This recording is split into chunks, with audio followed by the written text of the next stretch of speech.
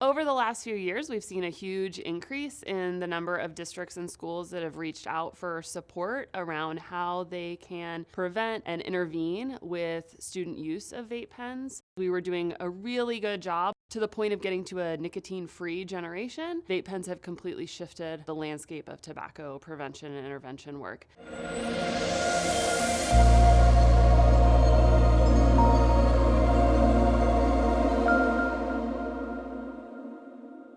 Vape pens have been around for a little bit over a decade. They've kind of morphed over time. We think vape pens, we think about the initial ones that look like a cigarette, light up on the end, and then you had the ones that rolled into where you had the refillable tanks, and then you had the bigger ones, the mods that had a huge tank, and you get the big cloud that comes out.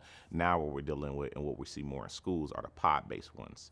We actually had to create a whole nother group based off the popularity of one particular product called Juul, and from then we just seen a slew of other products that kind of look similar to them. I think that vape pen devices are appealing to students, one, because they're pretty sleek, they're pretty discreet, they can be, and I think that the flavors, while the students don't necessarily acknowledge that the flavors are something that they're into, we find a whole bunch of different flavors when we are doing searches or when students have been caught. 70% of people who try to quit smoking end up using vape products and cigarettes still, and then it's very attractive for youth who are kind of experimenting, don't really know that it has nicotine, don't really think about what the consequences will be, their brains are still developing. So then not only do you have adults that are not quitting, now you have youth that are starting to use these products.